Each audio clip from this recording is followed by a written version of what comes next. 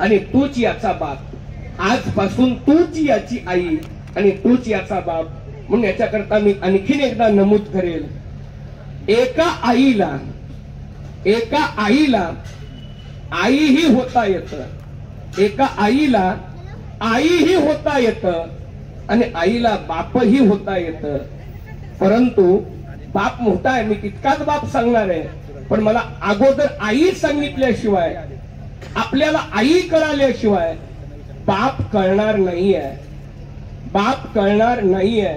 म्हणून याच्याकरता सांगतोय, परंतु बापाला बाप होता येतं, बापाला आईचं पात्र निभावणं फार कठीण जातं. शेवटी सोयराबाईनं आपल्या मुलाच्या बोटाला धरलं, मंगळवेढ्याला गेली, एका मुडक्या झोपडीमध्ये त्या ठिकाणी आपला निवास करू लागली. ती आई दुसऱ्याची धुणी भांडी करायची, गावातली झाडलूट करायची, मेलेली ढोरं ओढून नेहून नदीला टाकायची. ऊन म्हणत नव्हती, ताण म्हणत नव्हती, सतत राब राब कष्ट करायची. हाडाचं काढ रक्ताचं पाणी करून ती आई कष्ट करायची. पण त्या काळामध्ये मायबाप एवढं कष्ट केलं तरी पगार मोबदला दिला जात नसायचा. शूद्र समाजातल्या लोकांना फक्त राहिलेलं शिळं विटलेलं अन्न त्या पाठीमध्ये दिलं जायचं आणि फाटलेली कपडे आपली त्या लोकांना घालायला दिली जायची. अशी त्या काळाची परिस्थिती होती. त्या आईनं आपल्या मुलाला घेऊन आतोनात कष्ट केलं आणि मुलानंही ते कष्ट डोळ्यानं पाहिलं, मुलानंही ते कष्ट डोळ्यानं पाहिलं. आणि आई त्या मुलाला नेहमी सांगायची, बाळा मी हाडाचं काढ करते, रक्ताचं पाणी करते बाळा, तुला मी लहानाचं मोठं करते बाळा, पण तू मला म्हातारपणाला सांभाळावं म्हणून मी तुला सांभाळत नाही बाळा, तर तूही तुझ्या बापासारखं महान व्यक्तिमत्व बनावं म्हणून मी तुला सांभाळते, हे लक्षात ठेव. मुलानंही डोळ्यासमोर तेच पाहिलं, आईचं कष्ट पाहिलं, आईचा त्रास पाहिला, आईचा जाच पाहिला. आणि मुलानंही वयाच्या 6व्या वर्षी पंढरपूर गाठलं, वडिलाच्या समाधीचं दर्शन घेतलं. वडिलाच्या समाधीला कवटाळून मुलगा रडू लागला आणि रडताना त्या ठिकाणी मुलगा उठला आणि वाळवंटामध्ये येऊन बसला. पंढरीच्या पांडुरंगाचं भजन करू लागला, चिंतन करू लागला. तब्बल 42 दिवस मुलानं अन्न पाण्याचा त्याग करून पांडुरंगाचं भजन केलं, चिंतन केलं. 42व्या दिवशी पांडुरंग त्या मुलाच्या समोर उभा राहिला आणि पांडुरंगानं सांगितलं, बाळा उठ, डोळे उघड, तू ज्याचं भजन करतोय तो पांडुरंग मी तुझ्या पुढे उभा आहे. त्यावेळेस त्या मुलानं सांगितलं, देवा जन्म आलो त्याचे, आजी फळ झाले साचे, किंवा आजी संसार सफल झाला गे माये, देखिले पाय विठोबाचे. देवा आज माझं जीवन कृतकृत्य झालं, आज मी तुला पाहिलं देवा, माझं जीवन सफल झालं. देवा मला दर्शन द्या ना, देवा मला दर्शन द्या ना. त्यावेळेस देवाच्या मुखातलं वाक्य, देव बोलतात, ए कर्म मेळ्या, तुला वाटत असेल मी प्रयत्न केले, मी कष्ट केले, मी देवाचं भजन केलं, मी देवाचं कीर्तन केलं म्हणून देव मला भेटले, तर ही मनातली शंका दूर कर. मी तुझ्यामुळे तुला भेटलो नाही, तर तुझ्या आईमुळे मी तुला भेटलोय. देव बोलतात, ऐक गा कर्म मेळ्या, न लगे तुझ्या पुण्याची आस होळ्या, तुझ लागी डोळा दर्शन दिधले, तुझ लागी डोळा दर्शन दिधले. तुझ्या पुण्यामुळे तुला दर्शन नाही दिलं, तुझ्या आईच्या कष्टामुळे, तुझ्या आईच्या सायासामुळे मी काय केलंय, तुला मी भेटलेलो आहे असं ज्यावेळेस सांगितलं. कर्ममेळा म्हणतात, देवा मला तुमच्या पायाचं दर्शन द्या ना. त्यावेळेस देवाच्या मुखातलं वाक्य, ए कर्ममेळ्या, अरे या दगडाच्या मूर्तीच्या काय पाया पडतोस, ए कर्ममेळ्या या दगडाच्या मूर्तीच्या काय पाया पडतोस, तुझ्या घरी तुझी आई जी आहे ना, अरे तीच मी आहे, त्या हाडामासाच्या आईच्या जाऊन पाया पड. कारण प्रत्येकाची मला स्वतःहून काळजी घेता येत नाही, प्रत्येकाची मला स्वतःहून काळजी घेता येत नाही, म्हणून मी प्रत्येकाच्या घरी आ म्हणजे आत्मा, ई म्हणजे ईश्वर, या दोन्हीचा समन्वय करून आई म्हणून जन्माला आलोय. लक्षात ठेवा, आई म्हणून मी प्रत्येकाच्या घरी जन्माला आलोय. म्हणून लक्षात ठेवा, आपण सर्वजण देवापेक्षा भाग्यवान आहोत. आपण सर्वजण देवापेक्षा भाग्यवान आहात आणि देव दुर्दैवी आहे. देव दुर्दैवी आहे. का देव दुर्दैवी आहे तर त्याचं कारण आहे स्वामी तिन्ही जगाचा आई विना भिकारी. परंतु मी या कवितेत बदल केलाय. स्वामी तिन्ही जगाचा आई बापा विना भिकारी. तिन्ही जगाचा स्वामी आई शिवाय ही भिकारी आहे आणि तिन्ही जगाचा स्वामी बापा शिवाय ही भिकारी आहे. देवाला आईही नाही आणि देवाला बापही नाही. त्यामुळे तो दोन्ही पात्रानं भिकारी आहे. देवाला ज्या गोष्टीची उणीव त्याच्या जीवनामध्ये वाटली, थोर प्रेमाचा भुकेला हाचे दुष्काळ तयाला. देवाला प्रेमाचा दुष्काळ आहे म्हणून देवाला त्याच्या जीवनामध्ये ज्या ज्या उणीवा वाटल्या त्या त्या उणीवा तुमच्या आमच्या देवानं भरून काढल्या. म्हणून आपण भाग्यवान आहोत. देवानं तुम्हा आम्हाला प्रत्येकाला आई दिली. देवानं तुम्हा आम्हाला प्रत्येकाला बाप दिला. म्हणून याच्या करता कर्ममेळ्याला देव सांगतात, ए कर्ममेळ्या, अरे माझ्या पाया पडू नको, घरी जा आणि तुझ्या आईचं दर्शन घे. तुझी आई म्हणजेच मी आहे. कर्ममेळा घरी निघाले, धावत पडत निघालेत. एकच अर्थ हाक आहे, आई आई आई आई असं म्हणतात की मुलाच्या पायाला बसणारे चटके आईच्या काळजाला बसत असतात आणि ते चटके आईच्या काळजाला बसू लागले. एका मुडक्या झोपडीमध्ये तुटक्या बाजेवर फटकी वाकळ पांघरलेली आई हातामध्ये काठी घेत घेत माझ्या मुलाचा आवाज येतोय म्हणून उन्हामध्ये धावत येते आणि विचारते, बाळा गेला 1.25 महिना झालं तू मला सोडून कुठे गेला होता. कर्ममेळ्यानं सांगितलं, आई मी तुझं स्वप्न पूर्ण केलंय आई, मी देवाला भेटलोय आई. आईनं विचारलं, बाळा देवाचं दर्शन घेतलं का रे. त्यावेळेस कर्ममेळा म्हणतात, आई मी आतापर्यंत त्या पंढरपूरच्या विठेवरच्या देवाला देव मानत होतो, पण देवानं आई माझे डोळे उघडले. आई मला त्यानं खऱ्या देवाचा पत्ता सांगितलाय. सांग ना कर्ममेळ्या, देवानं तुला काय सांगितलं. कर्ममेळा बोलतात, आई तुझ्या मूर्तिवानी या जगात मूर्ती नाही. अनमोल जन्म दिला गे आई, तुझे उपकार फिटणार नाही. आई तुझ्या उपकाराची कधी जाणीव झाली नाही. अनमोल जन्म दिला ग आई, तुझे उपकार फिटणार नाही. आई पांडुरंगानं मला खऱ्या देवाचा पत्ता सांगितला. आई तू मला जन्म दिलास आई, जगणं दिलंस आई, हे विश्व दाखवलंस आई, नोहे नोहे विश्वाचा जनिता दाखवलास आई. सांग ना ग आई, मी तुझ्या ऋणातून काय केल्यानं उत्तराई होईल. सांग ना ग आई, मी काय केल्यानं तुझ्या ऋणातून उत्तराई होईल. कर्ममेळा आईला विचारतात, आई किती लाखो रुपयाचे दागिने आई तुझ्या अंगावर घातले म्हणजे मी उत्तराई होईल. आई किती लाखो रुपयाची साडी आई मी तुझ्या अंगावर घातली म्हणजे मी उत्तराई होईल. अगं आई मी ना तुझं मंदिर बांधतो आणि रोज तुझी आरती करतो, रोज तुझी पूजा करतो, मग तरी मी उत्तराई होईल का नाही. शेवटी कर्ममेळा बोलतात, आई कर्ममेळा बोलतात, आई हे जे माझं चमड आहे ना, हे जे माझं कातड आहे ना, हे सोलून काढतो आई आणि त्याची चप्पल बनवतो आणि ती तुझ्या पायामध्ये घालतो, मग तरी मी उत्तराई होईल का नाही आई. त्यावेळेस आई हसायला लागते आणि बोलते, वेड्या ज्या कातड्याची चप्पल तू बनवायची म्हणतोयस, ज्या कातड्याची चप्पल तू बनवायची म्हणतोयस, ते कातड तरी तुझं आहे का रे. ते कातड सुद्धा माझ्याच कातड्यापासून बनलेलं आहे. म्हणून लक्षात ठेवा, आईच्या ऋणातून आपण आपल्या कातड्याची चप्पल बनवली, चमड्याची चप्पल बनवली तरी उत्तराई होऊ शकत नाही. मग वडील नावाच्या पात्राच्या ऋणातून आपण कधी उत्तराई होऊ. आई नावाच्या पात्राच्या ऋणातून उत्तराई होता येत नाही, तर वडील नावाच्या पात्रामधून कधी उत्तराई व्हावं. म्हणून याच्याकरता ऐका आज की आई आई आई कोणाला म्हणायचं आणि बाप बाप बाप बाप कोणाला म्हणायचं.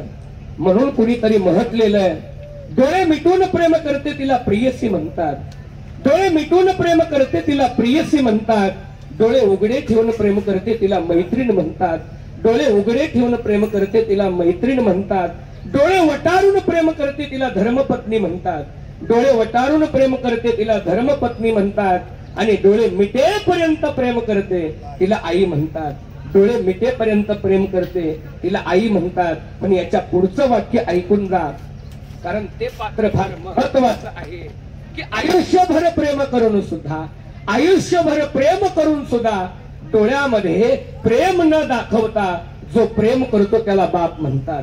आयुष्यभर प्रेम करून सुद्धा डोळ्यामध्ये प्रेम न दाखवता जो प्रेम करतो त्याला बाप म्हणतात. म्हणून आईच्या पात्रापेक्षा कितीतरी पुढच्या पटीचं पात्र कोण आहे? बाप आहे. त्याचं कारण काय आहे? त्याचं कारण काय आहे? तर बाप आपल्यावर प्रेम करतो, पण बाप कधी व्यक्त करत नाही.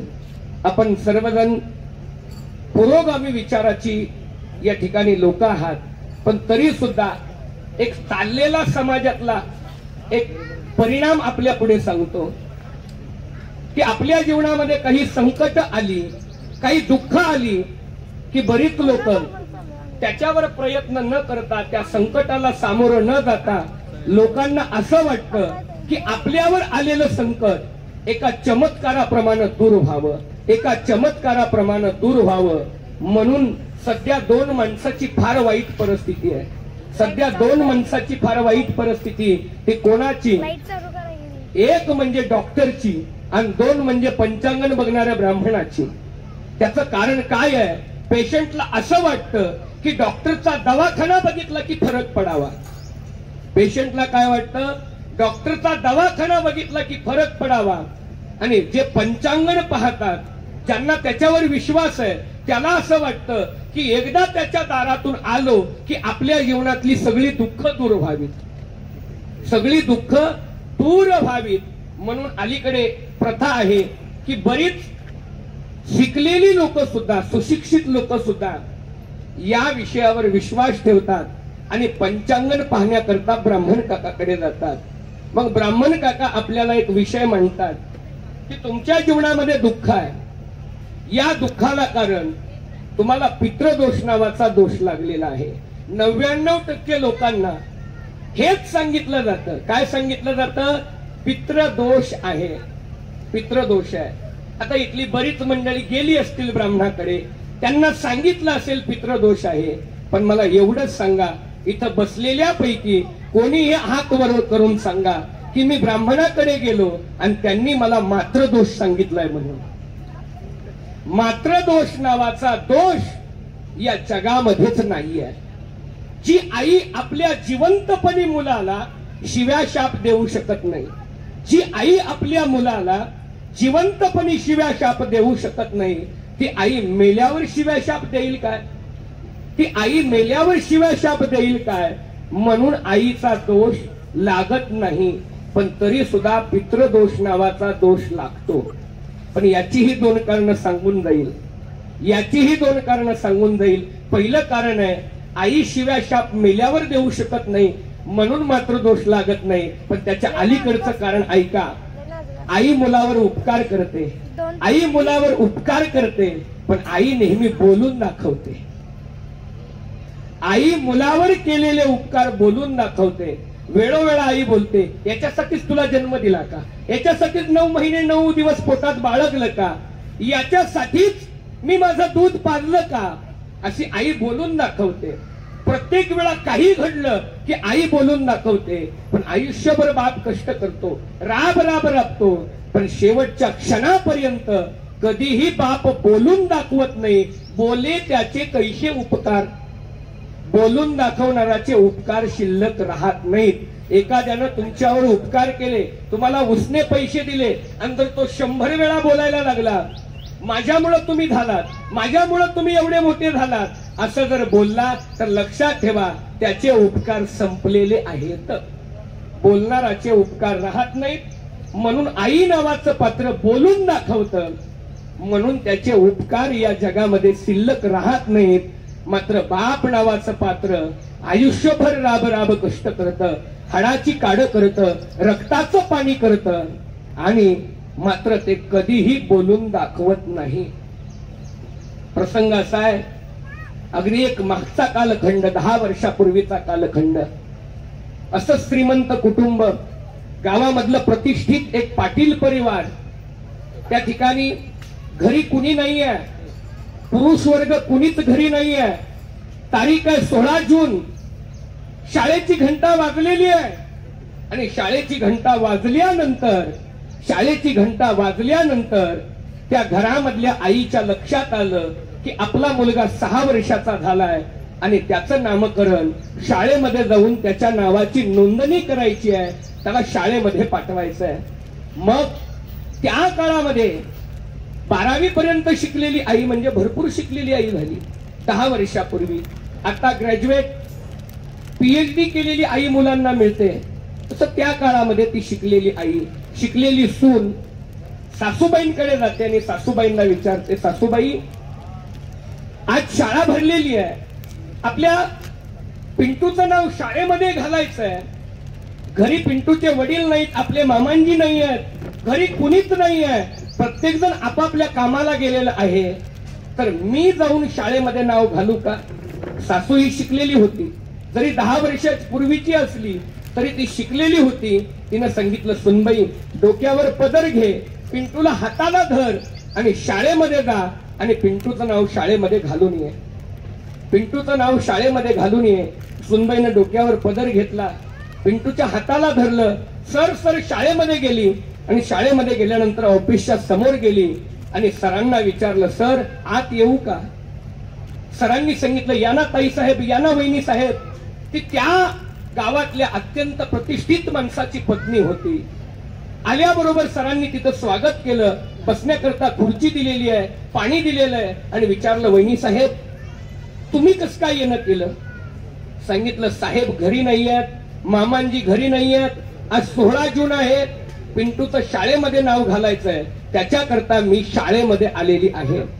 आणि मग असणाऱ्या सरांनी, प्राध्यापकांनी विचारलं, मुख्याध्यापकांनी विचारलं की सांगा तुमच्या पिंटूचं नाव काय आहे?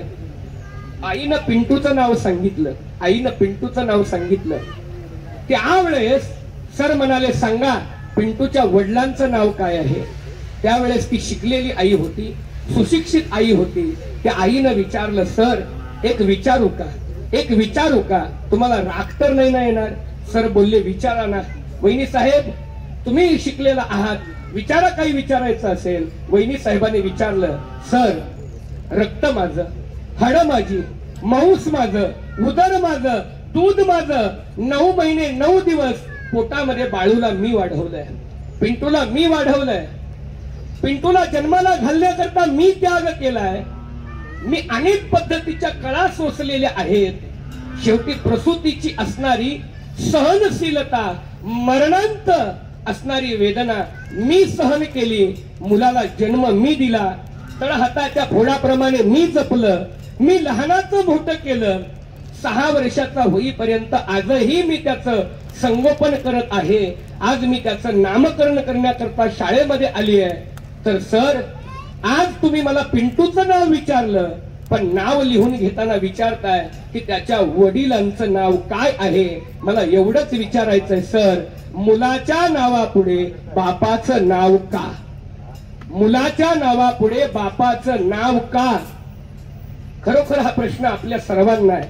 रक्त तिचं, दूध तिचं, हाडं तिची, मांस तिचं, उदरामध्ये 9 महिने 9 दिवस तिनं सांभाळायचं, जन्माला देताना मरणांत वेदना आईनं सहन करायच्या. मग मुलाच्या नावापुढे बापाचं नाव का, आईचं का नाही? आहे कोणाकडे या प्रश्नाचं उत्तर? पण एक जर विचार केला तर प्रत्येकाला वाटतं त्या आईचं बरोबर आहे, त्या आईचं बरोबर आहे की मुलाच्या नावापुढे आईचंच नाव असायला पाहिजे असं प्रत्येकाला वाटतं. सरांना सुद्धा तो प्रश्न पडला. सर चक्रावून गेले, सरांकडे या प्रश्नाचं उत्तर नाही. मी आणखीन पुढे बोलू का? ज्यानं बाप शब्दावर PhD केली, ज्यानं बाप शब्दावर PhD केली ना, त्याच्याकडेही या प्रश्नाचं उत्तर नाही आहे. त्याच्याकडेही या प्रश्नाचं उत्तर नाही आहे. मग सर भारावून गेले, चक्रावून गेले, सरांना काही बोलावं सुचेना गेलं. या प्रश्नाचं उत्तर सरांच्याकडे नव्हतं. सरांनी सांगितलं, आई, जोपर्यंत मुलाच्या नावापुढे बापाचं नाव का या प्रश्नाचं उत्तर मिळत नाही तोपर्यंत तुमच्या मुलाचं नाव शाळेतच घालायचं नाही, शाळेतच घालायचं नाही. सर बाहेर गेले, घंटा वाजवली आणि शाळा दुपारून सोडून दिली. मुलांना सांगितलं सुट्टी आहे. सर घरी गेले. त्यांनी अभ्यासामध्ये जी जी पुस्तकं अभ्यासली होती, MA मध्ये, BEd मध्ये, DEd मध्ये, ती सगळी पुस्तकं त्यांनी गोळा केली. सगळ्या लायब्ररी त्यांनी चेक केल्या, बरीच पुस्तकं शोधली. सरांनी रात्रभर प्रयत्न केला की मुलाच्या नावापुढे वडिलांचं नाव का, बापाचं नाव का. सरांना त्या प्रश्नाचं उत्तर काही मिळेना गेलं. सरांनी त्यांच्या पेक्षा जास्त शिक्षण घेतलेल्या शिक्षकांना फोन लावले आणि विचारलं, बाबांनो, मुलाच्या नावापुढे बापाचं नाव का, सांगा ना कोणीतरी. कोणाकडेच, कोणत्याच बापाकडे या प्रश्नाचं उत्तर नव्हतं. कोणाकडेच या प्रश्नाचं उत्तर नव्हतं. शेवटी सर रडू लागले आणि देवाला विचारू लागले. कारण ज्या वेळेस आपले प्रयत्न संपतात त्यावेळेस देव नावाच्या पात्राची प्रत्येकाला काय होते, आठवण येते. रडायला लागले, सर सांगा ना का मुलाच्या नावापुढे बापाचं नाव. आणि जर मी उद्या त्याला या प्रश्नाचं उत्तर देऊ नाही शकलो तर इथून पुढे कोणत्याच मुलाच्या नावापुढे बापाचं नाव लागणार नाही, आईचंच नाव लागेल. इथून पुढे बापाचं नाव लागणार नाही, आईचंच नाव लागेल. सर सुद्धा रडू लागले आणि बोलू लागले की माझ्याकडून बाप नावाच्या तत्वावर, बाप नावाच्या पात्रावर काय होईल, अन्याय होईल. मग सर सुद्धा एक वारकरी होते, साहित्य वाचणारे होते. मग सरांच्या लक्षात आलं की या जगाच्या पाठीवर असा कोणताच प्रश्न नाही की ज्या प्रश्नाचं उत्तर संत साहित्यामध्ये नाही. या जगाच्या पाठीवर असा कोणताच प्रश्न नाही की त्या प्रश्नाचं उत्तर संत साहित्यामध्ये नाही. म्हणून ज्यांनी स्वतःला जगाचा गुरु म्हणून समजून घेतलंय, ज्यांना जगद्गुरु लोक बोलतात, अशा जगद्गुरु तुकाराम महाराजांना प्रश्न विचारावा. म्हणून सरांनी मनामध्ये ठरवलं, आताच्या काळामध्ये जगद्गुरु तुकाराम महाराज नाहीत, पण त्यांचे विचार आजही आहेत, त्यांची गाथा आजही आहे. म्हणून सरांनी जगद्गुरु तुकाराम महाराजांची गाथा समोर घेतली, डोक्याला लावली आणि गाथेसमोर रडायला लागले. की त्या गाथेला विचारू लागले, तुकाराम महाराज, या प्रश्नाचं मला उत्तर द्या. मुलाच्या नावापुढे बापाचं नाव का, मुलाच्या नावापुढे बापाचं नाव का. त्यावेळेस गाथा उघडली, पानं चाळायला चालू केली. एखाद्या प्रश्नाचं उत्तर मिळेल तेवढ्यामध्ये त्या सरांच्या पुढे जगद्गुरु तुकाराम महाराजांचा अभंग समोर आला आणि त्या अभंगामध्ये जगद्गुरु तुकाराम महाराजांनी उत्तर दिलं होतं की मुलाच्या नावापुढे बापाचं नाव का. तो अभंग असा आहे, बाप करी जोडी लेकुराचे ओढी, आपुली कुरवंडी वाळवणी, एकाएकी केला मिरासीचा धनी, कडिये वागवणी भार खांदी. लक्षात ठेवा, मुलाच्या नावापुढे बापाचं नाव का, तर बाप जोडी करतो, बाप पैसे कमवतो, बाप राब राब कष्ट करतो, बाप हाडाची काढ करतो, रक्ताचं पाणी करतो. विचार करा, हा बाप कमवतो कुणासाठी. कधीतरी आपल्या बापाला प्रश्न विचारा, बाबा तुम्ही हाडाचं काढ, रक्ताचं पाणी करताय, राब राब कष्ट करताय. मी आणखीन ऐकलेलं नाही की एका बापानं हाडाची काढ, रक्ताचं पाणी करून आयुष्यभर राब राब कष्ट केलं आणि संपत्ती कमवली आणि कमवलेली संपत्ती बापानं मेल्यानंतर आपल्या बरोबर घेऊन गेला. असं ऐकलंय का, बापानं कमवलेली संपत्ती आपल्या बरोबर बाप घेऊन गेला? नाही महाराज. मग ही कमवलेली संपत्ती बापालाही माहिती आहे. आम्ही आमच्या कीर्तन प्रवचनामध्ये बोलत असतो की तुका म्हणे ज्याची संपदा एवढी, सांगा ते कवडी नेली नाही. ज्या रावणाची 7 कोटी घरं सोन्याची होती, त्या रावणानं एक गुंजभरही सोनं आपल्या बरोबर नेलं नाही. हे ऐकून ऐकून आमचे बाप म्हातारे झाले, हे सांगून सांगून आमचे बाप म्हातारे झाले, तरी सुद्धा आमचा बाप रामायण ऐकतो, कीर्तन ऐकतो, प्रवचन ऐकतो, व्याख्यान ऐकतो. आता इथं बसलेल्या पैकी बऱ्याच बापांनी हे माझं प्रवचन व्याख्यान ऐकेल बाप, पण जाता जाता आपल्या शेतामध्ये जाईल, विहिरीवरची मोटर चालू आहे का नाही पाहिल, जनावरांना वैरण टाकली आहे का नाही पाहिल, शेतातल्या झाडांना पाणी चालू आहे का नाही पाहिल. ज्या बापानं ऐकलंय की जाताना कवडी बाप नेणार नाही, तरी सुद्धा उन्हामध्ये तो बाप तरफडत जाईल आणि ते पाहिल कशासाठी. म्हणून याच्याकरता कोणाला विचारावं, ही संपत्ती कोणासाठी कमवली, कोणासाठी कमवताय. म्हणून याच्याकरता दुसऱ्याला अनुभव विचारण्यापेक्षा आपल्या स्वतःच्या माणसाला विचारावं. मी माझ्या वडिलांना विचारलं, बाबा तुम्ही एवढं कष्ट करता, राब राबता, वास्तविक पाहता माझ्या वडिलांना कष्ट करण्याची गरज नाही, माझ्या वडिलांना कष्ट करण्याची गरज नाही, कारण त्यांच्याकरता कष्ट करणारी इतकी माणसं आहेत, इतकी माणसं आहेत की त्यांनाच नाही तर त्यांच्या पुढच्या अनेक पिढ्याला कधीच कष्ट करावं लागणार नाही. कारण त्यांनी पीपल इज माय प्रॉपर्टी, समाज हीच माझी संपत्ती आहे हे म्हणल्यामुळं याची संपत्ती ज्ञानोबांच्या भाषेत सांगायचं झालं तर हे विश्वची माझे घर, ऐसी मती दयाची स्थिर, किंबहुना चराचर आपणची झाला. एवढी ज्यांची व्याप्ती आहे त्यांना विचारावं वाटलं, सांगा ना बाबा एवढं तुम्ही कष्ट कोणासाठी करताय. तुम्हाला शेतात जायची गरज नाही, तुम्हाला उन्हात जायची गरज नाही, लोक तुम्हाला ऊन लागू नये म्हणून छत्री धरतात, तुम्हाला ऊन लागू नये म्हणून लोक पायगड्या हातरतात, आणि तो माझा बाप जो उन्हामध्ये राहू नये म्हणून लोक उन्हात राहतात, जो उन्हामध्ये राहू नये म्हणून लोक उन्हामध्ये राहतात. त्या बापाला विचारलं की सांगा ना तुम्ही कोणासाठी कष्ट करताय. त्यावेळेस वडिलांच्या मुखामधून एकच शब्द आला, बाबा हे सगळं कमवायचं असतं ते कार्ट्यासाठी कमवायचं असतं, मुलासाठी कमवायचं असतं. कोणताच बाप आयुष्यभर कष्ट केलेली संपत्ती आपल्या बरोबर नेत नसतो. बाप करी जोडी लेकुराचे ओढी, आपुली कुरवंडी वाळवणी, आपली काया जिजवतो, आपली काया जिजवतो, आपल्या इच्छा जिजवतो. आणखीन एकदा पुढचं बोलतो, बाप बाप बाप बाप. बाप होणं या दोन क्रिया आहेत, बाप होणं या दोन क्रिया आहेत. बाप शरीरानं बाप होणारे बरेच आहेत, शरीरानं बाप होणारे बरेच आहेत. संतांच्या भाषेत बोलायचं झालं तर नाही तरी काय थोडी श्वान शुकरे बापुडी. अहो कोली कुत्री सुद्धा बाप होतात. आपल्याला 2-2 मुलं असतात, त्यांना डझनानी असतात. शरीरानं बाप होऊच नये. बाप ही शारीरिक क्रिया नाही, बाप ही जीवनाची अवस्था आहे. बाप ही काय आहे, जीवनाची अवस्था आहे. म्हणून बाप होणं. आणखीन पुढचं बोलतो, अनेक पात्र निभावणं फार सोपं आहे. आमदार होणं सोपं आहे, खासदार होणं सोपं आहे. नोहे तुम्ही काहीही व्हाल. मी आज भूमिका एक मांडणार आहे, एक भूमिका मांडणार आहे. मी याच्याकरता आज लोकशाहीर विश्वासराव फाटे यांच्या संबंधानं मला 2 भूमिका मांडायच्या. एक लोकशाहीर आणि एक बाप. लोकशाहीर वेगळा असतो आणि बाप वेगळा असतो. काय, लोकशाहीर वेगळा असतो आणि बाप वेगळा असतो.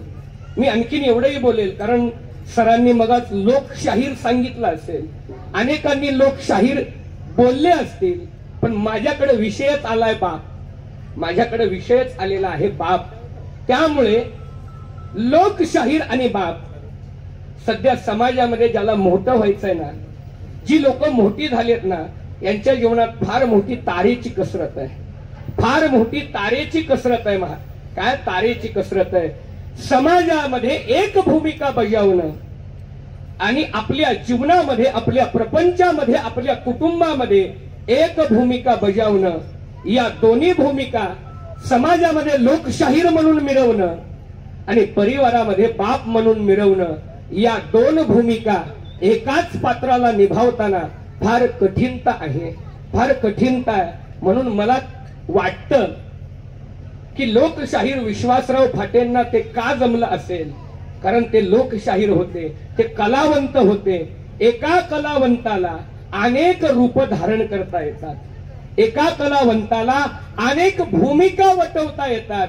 त्यामुळे त्या कलावंताला हे जमलं असेल की समाजामध्ये कलावंत म्हणून मिरवणं आणि कुटुंबामध्ये बाप म्हणून मिरवणं हे फार कठीण आहे. कारण हा अनुभव आहे महाराज, हा अनुभव आहे. त्याचं कारण आहे, समाजामध्ये तुम्ही एखादी भूमिका ज्या वेळेस घेता ती भूमिका परिपूर्ण असली पाहिजे. आणि ती भूमिका निभावत असताना, एक लोकशाहीर म्हणून निभावत असताना, किंवा एखादा समाजामधला एक विशिष्ट घटक म्हणून मिरवत असताना त्या व्यक्तीला आपल्या परिवाराला वेळ देता येत नाही, त्याला प्रत्येक पात्र निभवता येत नाही. हा माझा स्वतःचाही आणि माझ्या वडिलाचाही अनुभव आहे. समाजामध्ये ज्याला मोठं व्हायचंय, म्हणून लक्षात ठेवा, समाजामध्ये ज्याला मोठं व्हायचंय त्याला बाप गमवावा लागतो, त्याला बाप गमवावा लागतो. याचं कारण सांगतो की ज्यांचे खरोखर वडील मोठे आहेत किंवा बाप मोठा आहे, त्या बापानं कधी मुलाचं कौतुक केलं नाही, त्या बापानं मुलाचं कधी कौतुक केलं नाही. त्याचं कारण आहे, त्या बापाला मुलाचं कौतुक करायला वेळच मिळाला नाही. मी महाराष्ट्रभर किंवा मी माझ्या लहानपणी माझ्या शाळेमध्ये अनेक व्याख्यानं दिली, पण माझं व्याख्यान ऐकायला कधी माझ्या बापाला वेळ मिळाला नाही, कधी माझ्या बापाला वेळ मिळाला नाही. कारण माझ्या बापानं त्याचं आयुष्य समाजासाठी अर्पण केलं होतं. माझ्या बापाला माझं कौतुक करायला कधी वेळ मिळाला नाही. म्हणून हा अनुभव आहे की ज्याला मोठं म्हणायचंय, आज जरी माझं वय लहान असलं तरी माझं पात्र माझ्या दृष्टीनं फार मोठं आहे. कारण या वयामध्ये, कारण मी माझ्या जीवनावर सुद्धा एक असाच एक लेख लिहिला होता. मी लहानपणीच मोठा झालो, मी लहानपणीच मोठा झालो. कारण उन्हाचे चटके हे मोठ्या माणसालाही बसत असतात आणि लहान मुलालाही बसत असतात. असं ऊन म्हणत नाही की बाळा तू लहान आहे म्हणून मी तुला चटका कमी देतो आणि तू मोठा आहे म्हणून तुला चटका जास्त देतो. चटके सर्वांना सारखेच बसत असतात. त्याच्यामुळे समाजामध्ये भूमिका मिरवत असताना बापाला बाप म्हणून मिरवायला काय मिळत नाहीये, वेळ मिळत नाहीये, वेळ मिळत नाहीये. म्हणून याच्याकरता जगद्गुरु तुकोबरेने एक बाप मांडत असताना बाप करतो तरी काय, मुलाच्या नावापुढे बापाचं नाव का, तर त्याचं उत्तर देत असताना सांगितलं की बाप जे कष्ट करतो, हाडाची काढ करतो, रक्ताचं पाणी करतो, तो कोणासाठी, एकाएकी केला मिरासीचा धनी, कडिये वागवणी भारखंदी. एकाएकी सगळ्या संपत्तीचा मालक करून बाप या जगामधून निघून जातो आणि मात्र आपल्याला सगळ्या संपत्तीचा मालक करतो. बाप मेल्यानंतर, वडील गेल्यानंतर मुलाला तलाठ्याच्या ऑफिसमध्ये जावं लागत नाही, तहसीलच्या ऑफिसमध्ये जावं लागत नाही. 41व्या दिवशी नोटीस आपल्या घरी येते की तुमच्या वडिलांच्या नंतर सगळी संपत्ती तुमच्या नावे लागलेली आहे. म्हणून आयुष्यभर बाप कष्ट करतो पण सगळ्या संपत्तीचा मालक करून जातो. पण मायबाप, त्या बापाचं दुर्दैव आहे, त्या बापाचं दुर्दैव आहे की आमच्या मुलांना आणखीन आमचा बाप कळालेला नाहीये, आमच्या मुलांना आमचा बाप कळालेला नाहीये. म्हणून लक्षात ठेवा की आपल्या जीवनामध्ये योग्य वेळ आहे तोपर्यंत बाप कळवून घ्या. आपल्या जीवनामध्ये योग्य वेळ आहे तोपर्यंत बाप कळवून घ्या. बाप कळेल पण वेळ निघून गेलेली असेल, बाप कळेल पण वेळ निघून गेलेली असेल. प्रसंग असा आहे, आमच्या भागामध्ये एका शाळेमध्ये स्नेहसंमेलनाचा कार्यक्रम होता आणि त्या ठिकाणी पूजा करण्यासाठी, नारळ फोडण्यासाठी प्रमुख पाहुणे म्हणून याच्याकरता आमच्या श्री संत स्वामी रघुराज महाराज संस्थांच्या द्वारा मला आमंत्रित करण्यात आलं. आणि मग त्या शाळेमध्ये गेल्यानंतर त्या ठिकाणची पूजा वगैरे झालेली आहे, सगळा कार्यक्रम झालेला आहे. तिथल्या सरांनी, शिक्षकांनी मला विचारलं, महाराज संपूर्ण महाराष्ट्रभर तुम्ही कीर्तन प्रवचन व्याख्यान करता, आमच्याही मुलांना काहीतरी मार्गदर्शन करा, आमच्याही मुलांना काहीतरी मार्गदर्शन करा. त्यावेळेस मी सरांना बोललो, मी मार्गदर्शन करणार नाही, पण तुमच्या मुलांची परीक्षा घेणार आहे. सर म्हणाले अवश्य घ्या, नक्की घ्या. सरांनी मला एका वर्गामध्ये नेलं आणि नेल्यानंतर सांगितलं, या वर्गाची तुम्ही परीक्षा घेऊ शकता. मी एक खडू घेतला, ब्लॅक बोर्डवर त्या ठिकाणी लिहिलं निबंध, आणि आकडा 1 आई, आकडा 2 बाप, आणि मुलांना विनंती केली, बाळांनो मी तुमच्या पुढे 2 विषय लिहिले, एक आई लिहिली, एक बाप लिहिलाय. माझा आग्रह नाही आईच लिहा, माझा आग्रह नाही बापच लिहा. तुम्हाला आवडेल त्या विषयावर 5 ओळी निबंध लिहा, तुम्हाला आवडेल त्या विषयावर 5 ओळी निबंध लिहा. मुलांनी आपापले पेन वह्या काढल्या, निबंध लिहायला चालू केले. निबंध लिहित गेली मुलं, आपापली पानं त्या ठिकाणी जमा केली, पेपर जमा केले. सरांनी ते पेपर माझ्याजवळ आणून दिले. ते पेपर वाचायचं मी काम करू लागलो. हेडलाईन वाचायचो, बाजूला ठेवायचो, हेडलाईन वाचायचो, बाजूला ठेवायचो. सर मला म्हणाले, महाराज आमच्या मुलांचा वेळ पेन, शाई आणि कागद तुम्ही व्यर्थ घालवला. का? तुम्ही आमच्या मुलांनी काय लिहिलंय हे वाचत नाही, फक्त हेडलाईन वाचताय, बाजूला ठेवताय. 100च्या 100 पेपर वाचून मी बाजूला ठेवले. त्यावेळेस सर म्हणाले, महाराज तुम्हाला काय सिद्ध करायचंय? मी सरांना एकच विचारलं, सर तुम्हाला मुलं आहेत का? सर म्हणाले, मला 2 मुलं आहेत आणि एक मुलगा याच शाळेमध्ये आणि याच वर्गामध्ये आहे. एक मुलगा याच शाळेमध्ये आणि याच वर्गामध्ये आहे. मला रोज शाळेमध्ये यावं लागतं, म्हणून मी माझ्या मुलाला माझ्या बरोबरच घेऊन यावं या सोयीसाठी माझ्या शाळेमध्ये घातलेलं आहे. सांगितलं, विचारलं तुमच्या मुलाचं नाव.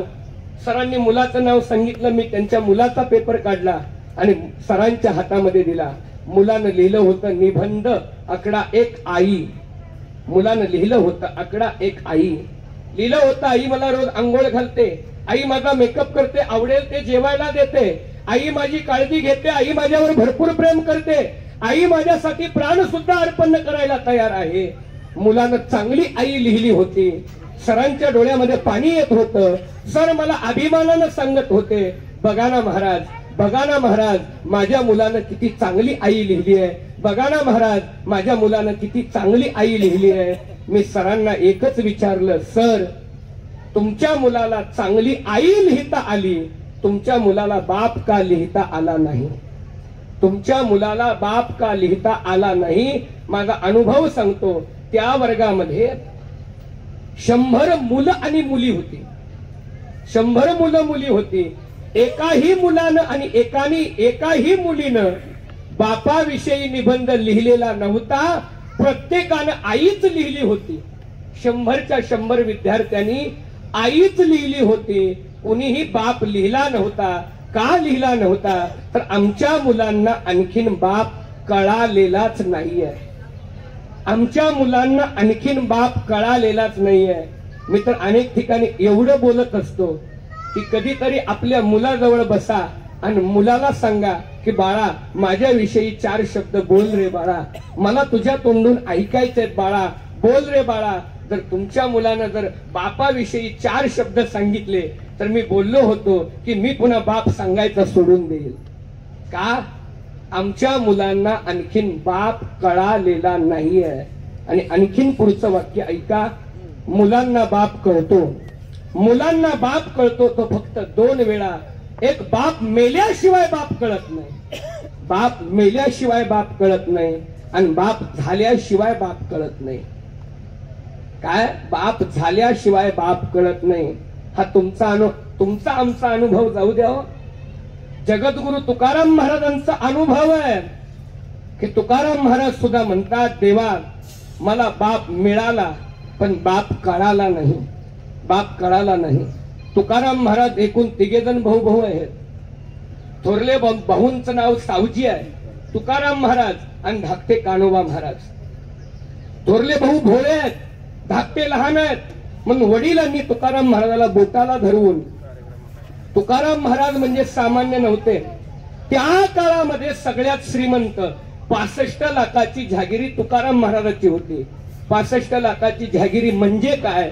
तर रोज 65 लाख रुपये व्याज, रोज 65 लाख रुपये व्याज तुकाराम महाराजाच्या घरी येत होतं. एवढी मोठी काय होती सावकारकी तुकाराम महाराजाची होती, एवढी श्रीमंती होती.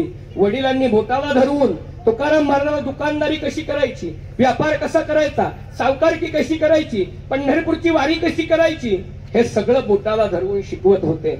अलीकडे 12 वर्षाचे तुकाराम महाराज आपल्या वडिलांच्या आज्ञेवरून व्यापार करण्यासाठी जात आहेत.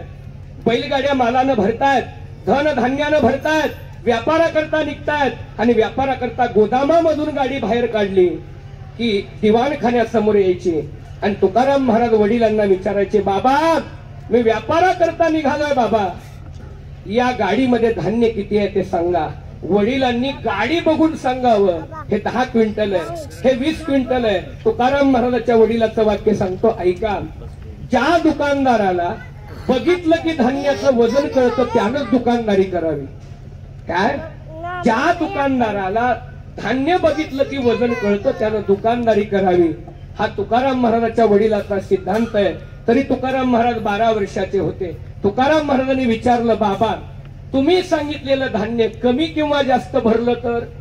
तुकाराम महाराजांच्या वडिलांनी सांगितलं, ज्या दिवशी मी सांगितलेलं धान्य कमी किंवा जास्त भरेल त्या दिवशी हा बोलोबा आंबिले मेलेला असेल, हा बोलोबा आंबिले मेलेला असेल.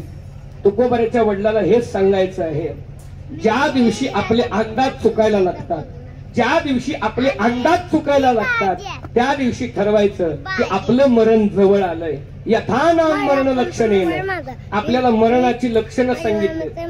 काय सांगितलेत? मरणाची लक्षणं सांगितलेली आहेत. त्याच्यातलं एक लक्षण आहे, आपल्या जीवनातले अंदाज चुकायला लागले की आपलं मरण जवळ आलंय. आणि मग जगद्गुरु तुकाराम महाराज धान्याच्या गाड्या घेऊन गेलेले आहेत. एके दिवशी धान्य मोजलं गेलं जकात नाक्यावर, जकात भरण्याकरता.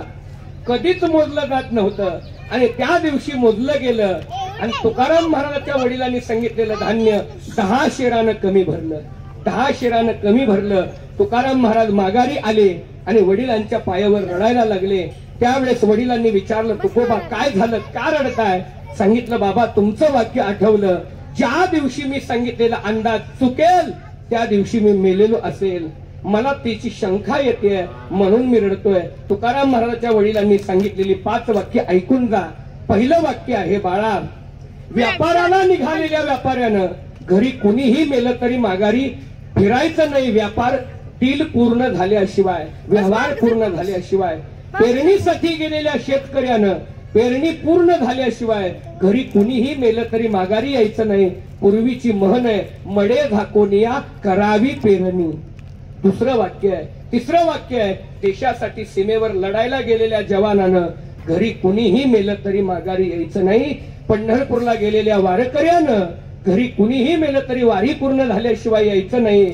आणि 5वं वाक्य आहे की विद्यार्जन घेण्याकरता, ज्ञानार्जन घेण्याकरता गेलेल्या विद्यार्थ्यानं घरी कुणीही मेलं तरी माघारी यायचं नाही, विद्या ग्रहण केल्याशिवाय. असं सांगून वडिलांनी तुकोबारांचं सांत्वन करून व्यापाराकरता पाठवलं. लोहगाव नावाचं गाव आहे जिथं आज आंतरराष्ट्रीय विमानतळ आहे. त्या विमानतळाचंही नाव आहे जगद्गुरु तुकाराम महाराज आंतरराष्ट्रीय विमानतळ. तुकाराम महाराजांच्या नावानं त्या विमानतळाला ओळखलं जातं.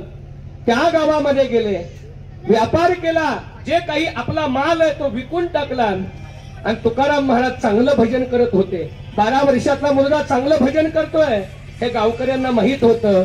सगळ्यांनी विनंती केली, तुकाराम महाराज तुम्ही थोडस भजन करा. तुकाराम महाराज भजन करायला लागले. रात्र होऊन गेलेली आहे आणि त्याच वेळेला, रात्रीच्या वेळेला हातामध्ये मशाल घेतलेला एक गुमास्ता घोड्यावर बसून आलेला आहे. त्या मंदिराच्या समोर उतरला आणि उतरल्याबरोबर त्या गावातला एक व्यक्ती बाहेर आला आणि त्या व्यक्तीने विचारलं, तुम्ही कोण? त्यानं सांगितलं, मी तुका सेठचा गुमास्ता आहे, सेवक आहे. का आलात? तुका सेठजीला सांगा की तुमचे वडील गेले म्हणून, तुमचे वडील गेले म्हणून. तो धावत पडत आत गेला. तुकाराम महाराजांना सावध केलं आणि सांगितलं, तुका सेठ तुमचे वडील तुम्हाला सोडून गेलेत, तुमच्या वडिलांना देव आज्ञा झाली. एवढा शब्द तुकाराम महाराजांच्या कानावर पडला. त्यावेळेस तुकाराम महाराज देवाला बोलतात, बाप बाप मेला न कळता नवती संसाराची चिंता नवती संसाराची चिंता नवती संसाराची चिंता। ए देवा, ए पांडुरंगा, अरे माझा बाप मेला रे, माझा बाप मेला रे। त्यावेळेस तुकाराम महाराज देवाला सांगतात, देवा माझा बाप न कळता मेला, मला माझा बाप कळाला नाही आणि मेला, आणि माझा बाप मला कळत नव्हतं तेव्हा मेला। तुकोबऱ्याचं वाक्य आहे, जोपर्यंत माझा बाप जिवंत होता तोपर्यंत नवते संसाराची चिंता नवते संसाराची चिंता। लक्षात ठेवा, जोपर्यंत आपला बाप जिवंत आहे ना तोपर्यंत आपल्या जीवनात चिंता नावाचा शब्दच येऊ शकत नाही। जोपर्यंत आपल्या जीवनामध्ये आपला बाप जिवंत आहे ना तोपर्यंत टेन्शन नावाचा शब्द आपल्या डोक्यात येऊ शकत नाही। कारण आपला बाप सांगत असतो, मुला काळजी करू नको, घाबरू नको, तुझा बाप अजून जिवंत आहे, तुझा बाप आणखीन जिवंत आहे। लक्षात ठेवा, ज्याचा बाप जिवंत आहे ना त्याच्या घराला कधी कुलूप लावावं लागत नाही। ज्याचा बाप जिवंत आहे त्याच्या घराला कधी कुलूप लावावं लागत नाही। कारण बाप सांगत असतो, सगळेजण कार्यक्रमाला जा, सगळेजण कार्यक्रमाला जा, मी घर राखायला इथं बसलेलो आहे। त्याच्या घराला कधी कुलूप लावावं लागत नाही। आणखीन पुढचं वाक्य ऐका, ज्याचा बाप जिवंत आहे त्याची जनावर कधी उपवाशी मरत नाही, त्याची जनावर कधी उपवाशी मरत नाही। ज्याचा बाप जिवंत आहे तो मुलगा कधीही लवकर उठत नाही, ज्याचा बाप जिवंत आहे तो मुलगा कधीही लवकर उठत नाही। कारण त्याला माहिती आहे, सगळं काम करणारा, चिंता झेलवणारा माझा आधार म्हणजे माझा बाप जिवंत आहे, माझा बाप जिवंत आहे। आणि ज्या दिवशी तुमचा आमचा बाप जाईल, ज्या दिवशी तुमचा बाप गेला ना, म्हणून लक्षात ठेवा, जाता जाता बोलून जाईल, सूरज की रोशनी, सूरज की रोशनी और बाप की डांट सहना सीखो, सूरज की रोशनी और बाप की डांट सहना सीखो, क्योंकि दोनों के ही जाने से जीवन में अंधेरा छा जाता है, दोनों के ही जाने से जीवन में अंधेरा छा जाता है। सूर्याचं ऊन आणि बापाचं बोलणं सहन करायला शिका, सूर्याचं ऊन आणि बापाचं बोलणं सहन करायला शिका। कारण त्या दोघांच्याही जाण्यानं जीवनामध्ये अंधार आल्याशिवाय राहत नाही, अंधार आल्याशिवाय राहत नाही। त्याचं नाव बाप आहे, बाप। म्हणून लक्षात ठेवा, आई मुलाला कडेवर घेते, आई मुलाला कडेवर घेते, पण बाप मात्र मुलाला खांद्यावर घेत असतो। आई मुलाला कडेवर घेते, का घेते? त्याचं कारण आहे, आईला वाटतं मला जे दिसतं ते माझ्या बाळाला दिसावं, आईला वाटतं मला जे दिसतं ते माझ्या बाळाला दिसावं, पण बाप मुलाला खांद्यावर घेत असतो। कारण बापाला वाटतं मला जे पाहायला मिळालं नाही, मला जे दिसलं नाही ते माझ्या बाळाला दिसावं, ते माझ्या बाळाला दिसावं। म्हणून मी म्हणत असतो, मोठं मोठं मोठं कोण मोठं आहे या जगामध्ये? तोच माणूस मोठा आहे की ज्या व्यक्तीला वाटतं या जगातली सगळी माणसं माझ्यापेक्षा मोठी व्हावीत, तो या जगात मोठा आहे, तो या जगात मोठा आहे। ज्याला वाटतं जगातली सगळी लोक माझ्यापेक्षा मोठी व्हावीत, अशी तीनच माणसं आहेत। एक, देवाला वाटतं प्रत्येक जीवानं देवच व्हावं, देवाला वाटतं प्रत्येक जीवानं देवच व्हावं म्हणून देव मोठा आहे।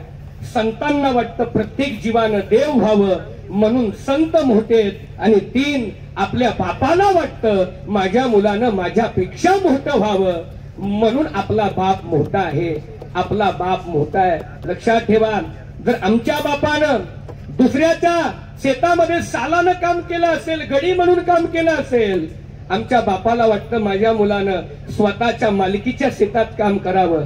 आमच्या बापानं उन्हामध्ये काम केलं असेल तर आमच्या बापाला वाटतं माझ्या मुलानं सावलीत काम करावं। आमच्या बापानं जर झोपडीत दिवस काढले असतील, आमच्या बापानं जर झोपडीत दिवस काढले असतील तर आमच्या बापाला वाटतं माझ्या मुलानं बंगल्यात दिवस काढावेत। आमचा बाप जर अनवाणी पायानं चालला असेल रस्त्यानं तर आमच्या बापाला वाटतं माझ्या मुलानं 4 चाकाच्या गाडीत फिरावं।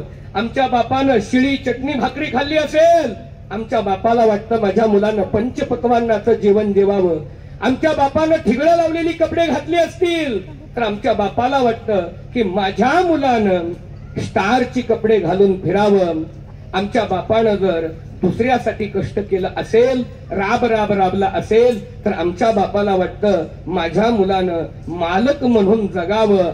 आपल्यापेक्षा मोठं झालेलं आपल्या मुलाला पाहण्याचं काम कोण करतं तर बाप नावाचं पात्र करतं. म्हणून लक्षात ठेवा, आपल्याला जर वाटत असेल बाप नावाच्या पात्रातून उत्तराई व्हावं, मला सांगितलं की लोकशाहीर विश्वासराव फाटे साहेब बाईंनी पुरोगामी विचारामध्ये त्यांचा कोणताच कर्मांतराचा विधी करू दिला नाही. त्यांच्या अंत्यसंस्कारातला इतर कोणताच कर्मांतराचा विधी त्यांनी, दशक्रिया असेल, 13वा असेल, श्राद्ध असेल, असलं काहीच करू दिलं नाही. म्हणून त्यांची पुण्यतिथी न करता जयंती साजरी केली जाते. का तर त्या व्यक्ती महत्वानं हा आदर्श तुमच्या आमच्या पुढे ठेवलेला आहे. म्हणून मलाही तेच वाटतं, कुठं तांदळाचा भाताचा पिंडदान दिल्यानं आई वडिलाच्या ऋणातून उतराई होईल का? एखाद्या वेळेस अशी परिस्थिती आहे, मुलीचं लग्न जवळ आलंय, लॉकडाऊनचा काळ होता, घरामध्ये पैसे नाहीत, पण जावायला अंगठी घालायची. मित्राजवळ गेला आणि मित्राला सांगितलं, मित्रा मुलीचं लग्न आहे, जावायला अंगठी घालायची आहे, माझ्याकडे पैसे नाहीत. मित्राने सांगितलं माझ्याकडे पैसे नाहीत, पण मी लॉकडाऊनच्या अगोदर अर्धा तोळ्याची अंगठी केलेली आहे, ती तुला देतो, तू तुझ्या जावयाला घाल. असं म्हणून उसनी अंगठी सोन्याची आणली आणि लग्न पार पडलं. आता ती माघारी देताना जर त्याला अर्धा तोळा चांदीची अंगठी दिली तर ते फिटेल का? नाही फिटणार. चांदी दिल्यानं सोन्याचं मोल होत नाहीये. तसं आई बापानं हा देह आपल्याला दिलाय आणि त्याच्या बदल्यात तांदळाचा पिंड दान केल्यानं उपकार फिटतील का? त्याच्यासाठी हाच देह काय करावा लागेल? दान द्यावा लागेल. सदा सर्वदा योग तुझा घडावा, तुझे कारणी देह माझा पडावा. किंवा मुखी अमृताची वाणी, देह देवाचे कारणी, देह देशाचे कारणी, देह समाजाचे कारणी. म्हणून लक्षात ठेवा, जर वडिलांच्या ऋणातून उतराई व्हायचं असेल, वडिलांच्या ऋणातून उतराई व्हायचं असेल तर काय करावं? माझ्या गुरुजीचं वाक्य जाता जाता सांगून जातो, ऐका. माझे गुरुजी टेलरला बोलायचे. टेलर जो कपडे शिवतो त्याला सांगायचे, टेलर ही जी माझी कॉलर आहे ना, ही जी कॉलर आहे ना, ही फक्त माझा बाप जिवंत आहे तोपर्यंत शिव. ज्या दिवशी माझा बाप मरेल ना त्या दिवशीपासून कॉलर बसवायची नाही, त्याला गोट घालायचा, गोल गळ्याचा शर्ट बनवायचा. टेलरनं विचारलं, का हो महाराज असं का बोलताय? त्यावेळेस त्यांचं वाक्य आहे, अरे ज्याच्या जीवावर ही कॉलर टाईट करायची तोच मेला तर कॉलर बसवून काय करू? ज्याच्या जीवावर ही कॉलर टाईट करायची तोच गेला तर काय करू ती बसवून? म्हणून लक्षात ठेवा, मुलांना जर वाटत असेल आपल्या वडिलांच्या ऋणातून उतराई व्हावं वाटत असेल तर मेल्यानंतर उतराई होऊ नका. मेल्यानंतर उतराई होऊ नका.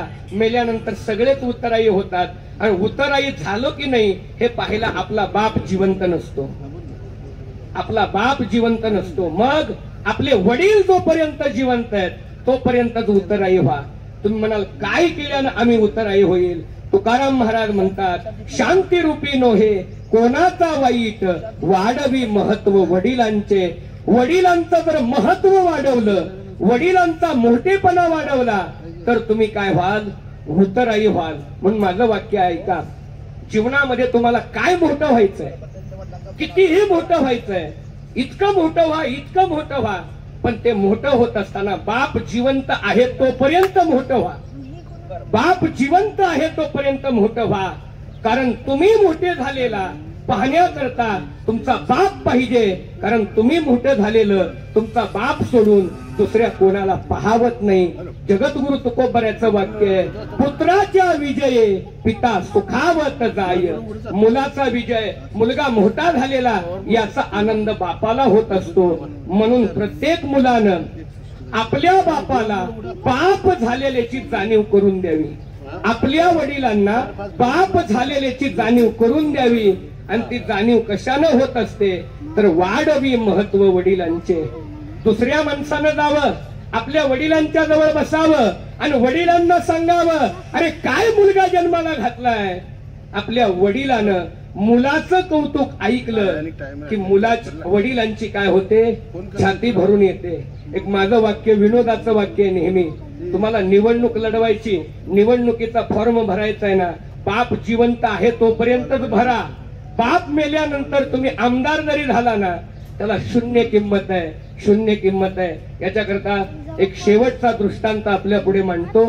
बाप काय असतो, बाप काय असतो हे म्हणतो. पुत्राच्या विजयी पिता सुखावत जाय. प्रसंग असा आहे, पूर्वीचा काळ आहे, गावोगाव श्रीमंत प्रतिष्ठित लोक असायची, गावोगाव श्रीमंत प्रतिष्ठित लोक असायची. असाच एका गावचा पाटील श्रीमंत, गेली 50 वर्ष झालं बिनविरोध गावचा कारभार पाहणारा सरपंच बाप आहे. त्या बापाला 2 मुलं आहेत, एक थोरला एक धाकटा मुलगा आहे. त्या ठिकाणी त्या बापाची मुलं शाळेमध्ये जात आहेत, शिक्षण घेत आहेत. थोरला मुलगा खोडकर आहे, भांडण करणार आहे, बापाच्या जीवावर मर्दानगी दाखवणार आहे. पण धाकटा मुलगा अभ्यास करणार आहे, शांत आहे, बापाचं नाव करणारा आहे. थोरल्या मुलाला 35%, 40%, 55% मार्क पडतात. धाकट्या मुलाला 90%, 95% मार्क पडतायत. अशा पद्धतीनं दोन्ही मुलांचं सूत्र चालू आहे. प्रसंग असा आहे की थोरला मुलगा भांडण करतो, वाद करतो, विवाद करतो, म्हणून तो अभ्यासात हुशार नाही. अलीकडे तो शिक्षकांना उलट बोलतोय, मारण्याचा प्रयत्न करतोय, शाळेमध्ये जात नाहीये. आणि म्हणून थोरल्या मुलानं शाळा सोडून दिली 10वीचा वर्ग झाल्यानंतर. आणि धाकटा मुलगा मात्र तालुक्याच्या गावाला शिक्षणाला जाऊ लागला. वडिलांनी असणाऱ्या थोरल्या मुलाला विचारायचं बंद केलं. जो अभ्यास करत नाही, असणारा शाळेमध्ये जात नाही, त्याला काय विचारायचंय. वडील नेहमी धाकट्या मुलाचं कौतुक करतात. म्हणून लक्षात ठेवा, आपण जर वडील असाल, आपण बाप असाल आणि आपल्याला जर 2 मुलं असतील तर हे कधी करू नका. दोन्ही मुलांच्या मध्ये भेद करू नका. एका मुलाचं कौतुक करू नका, दोन्ही मुलाचं करा. कारण एकाचं कौतुक केलं, दुसऱ्याचं जर केलं नाही तर त्याला वाईट वाटतं आणि तो वाम मार्गाला जातो. तसं वडील धाकट्या मुलाचं कौतुक करायचे, माझा मुलगा असा आहे, माझा मुलगा तसा आहे. थोरल्याला वाटायचं माझ्या वडिलांना माझी किंमत नाही, म्हणून तो पुन्हा पुन्हा मुद्दामून वडिलांच्या मनाच्या विरुद्ध वागायला लागला. दारू प्यायला लागला, पुड्या खायला लागला, चुकीच्या लोकांच्या संगतीत जाऊ लागला. वडील नको म्हणतील त्याच्या संगतीत जाऊ लागला, वडिलांच्या विरोधकांच्या बरोबर फिरू लागला. प्रसंग असा झाला, लोकांनी सांगितलं साहेब याचं लग्न करून द्या मग हा सुधरेल. लोकांना वाटतं मुलाचं लग्न केलं म्हणजे भाजला म्हणजे मुलगा सुधरेल, पण असं काही नाही. वडिलांनी त्याचं लग्न करून दिलं. लग्न करून दिलं तरी तो दारू प्यायची बंद झाला नाही, पुड्या खायचा बंद झाला नाही, पत्ते खेळायचे बंद झाला नाही. म्हणून पुन्हा लोकांनी सांगितलं याला वेगळं टाका म्हणजे सुधरेल, वेगळं टाका, त्याच्यावर जबाबदारी टाका म्हणजे सुधरेल. वडिलांनी त्याला वेगळं टाकलं, त्याला शेती दिली, व्यवसाय दिला, सगळं काही वेगळं दिलं आणि सांगितलं तू तुझं कमवून खा, कसं खायचं हे तुझं तू ठरव. परंतु मुलगा वेगळा राहिला. आणि ही बातमी ज्यावेळेस विरोधकांना समजली त्यावेळेस विरोधक त्या मुलाजवळ आले. अरे असला बाप असतो का कुठं, असला बाप कुठं असतो का. धाकट्या मुलाला चांगलं म्हणतोय, धाकट्या मुलाला सांभाळतोय आणि तुला मात्र वेगळं टाकलं. तुझं त्या बापानं कधी कौतुक केलं नाही, त्यानं तुला स्वतःचा मुलगा मानलं नाही.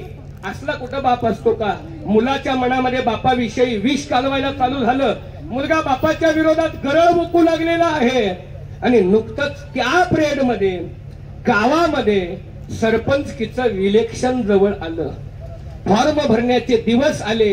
ज्या बापाच्या विरोधात 50 वर्ष कुणी मान वर केली नाही, त्या बापाच्या विरोधात कधी कुणी फॉर्म भरला नाही. विरोधकांनी त्याच्याच मुलाला भडकावून, त्याच्याच मुलाला फुगवून सांगितलं की तू तुझ्या बापाच्या विरोधात उभा राहायचं. आणि 50 वर्षात जी घटना घडली नाही, जो इतिहास घडला नाही, तो स्वतः मुलगाच बापाच्या विरोधात सरपंचकीला उभारला. फॉर्म भरला गेला आणि मग त्या ठिकाणी आता तुम्हाला तर सगळं माहिती. इलेक्शन निवडणूक म्हटलं की सभा आल्या, प्रचार आले, वादविवाद आले. असणाऱ्या टीका आल्या आणि मग मुलगा लोकांना बोलू लागला, माईबाप, माझ्या बापाला तुम्ही गेली 50 वर्ष झालं बिनविरोध सरपंच केलं होतं.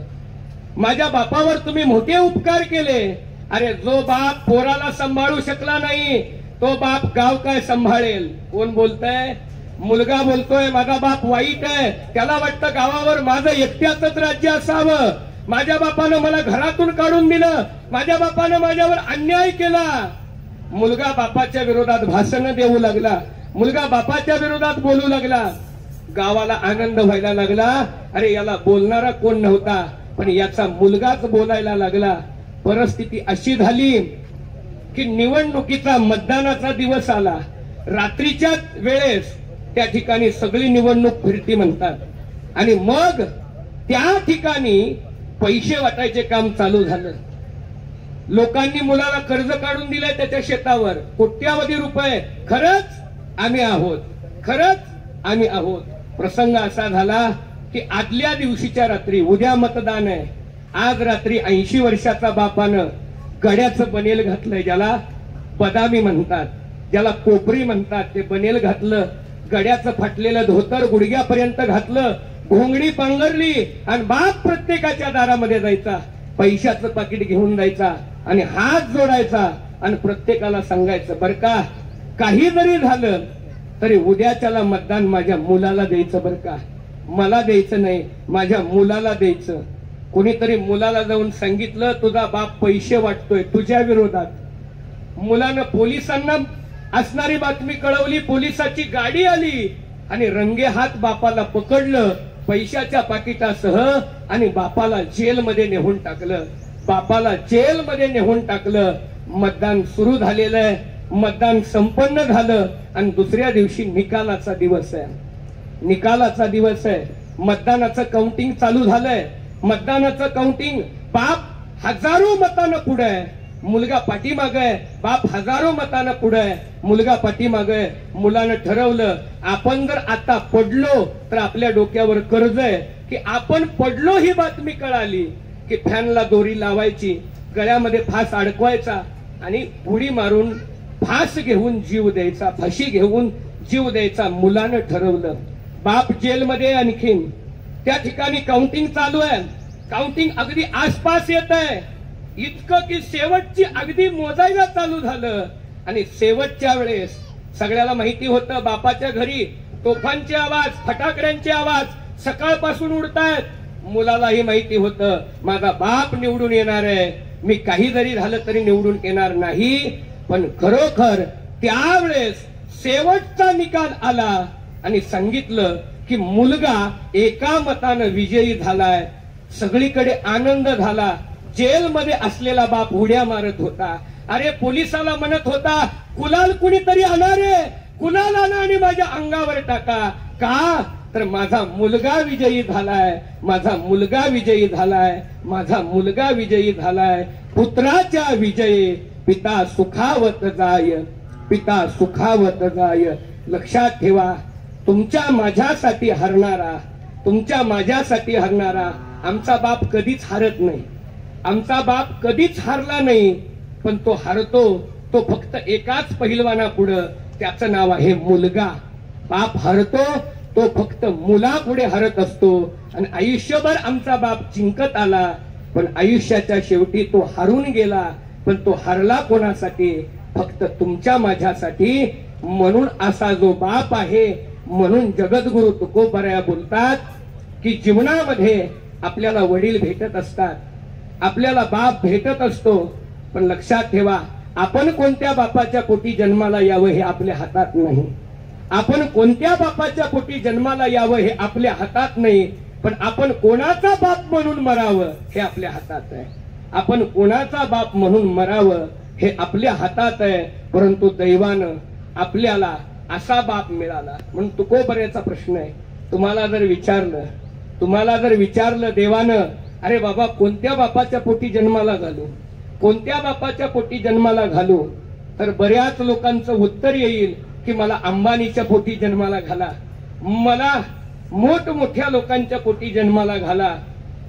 जर देवानं आपल्याला विचारलं असतं कोणत्या बापाच्या पोटी जन्माला घालायचं, तर गरीब बाप बापच झाली नसते, सगळे मुलं श्रीमंत बापाच्या पोटी जन्माला आली असती. परंतु दैवयोगानं आम्हाला असा बाप मिळावा की तो पैशानं श्रीमंत नसावा, तो इस्टेटीनं श्रीमंत नसावा, तो विचारानं श्रीमंत असावा. म्हणून आज या फाटे परिवाराला असा बाप मिळाला, ते म्हणजे लोकशाहीर विश्वासराव फाटे. तो विचारानं श्रीमंत बाप होता आणि आज त्याचे विचार आणि त्या विचाराची श्रीमंती आज आम्हाला पाहायला मिळते. म्हणून जगद्गुरु तुकोबऱ्याचं अभंग बोलतो, जगी ऐसा बाप व्हावा, जगी ऐसा बाप व्हावा, त्याचा वंश मुक्ती सजावा, त्याचा वंश मुक्ती सजावा. देवा मला असा बाप मिळावा की त्या बापाच्या पोटी जन्माला आल्यानंतर पुण्य कमवावंच लागणार नाही, त्याच्या पोटाला आल्याबरोबर माझा उद्धार व्हावा, मला माझं नाव कमवावं लागणार नाही. मग माझ्या बापाच्याच नाव एवढं मोठं असावं की बापाच्या नावापुढे, बापाच्या नावाच्या सावलीखाली मी झाकून जावं. जगी ऐसा बाप व्हावा, त्याचा वंश मुक्ती सजावा. पोटा येता हरले पापा, ज्ञान देवा माय बापा. अशा बापाच्या पोटी जन्माला घाल की ज्या बापाच्या पोटी जन्माला आलो ना, माझ्या जीवनातलं सगळं पाप निघून जाईल, असा बाप असावा, असं जगद्गुरु तुकोबऱ्यांनी सांगितलं. आता अगदी शेवटचा बाप सांगतो, बापानं आपल्याला काय दिलं, वडिलांनी आपल्याला काय दिलं हे सांगतो आणि माझ्या विरामाच्या दिशेनं प्रवास करतो. प्रसंग असा आहे की मुलं बरीच बोलतात, आमच्या बापानं आम्हाला काय दिलं, आमच्या बापानं आम्हाला काय दिलं. बऱ्याच श्रीमंत माणसाच्या घरी कीर्तन प्रवचनाला जाण्याचा योग येतो. बऱ्याच श्रीमंत माणसाच्या घरी असंच एका श्रीमंत माणसाच्या घरी जाण्याचा योग आला, ज्याचा एक 50 कोटीचा बंगला असेल, ज्याच्या दारामध्ये महागड्या गाड्या आहेत कोट्यावधी रुपयाच्या, ज्याची कोट्यावधी रुपयाची जमीन आहे. नेलं त्यानं घरी. आता काय आहे, ज्याला विचाराचा वसा नाही अशा माणसाला सवय असते, चला महाराज आमचं घर दाखवतो. त्यानं बंगला दाखवायला चालू केला.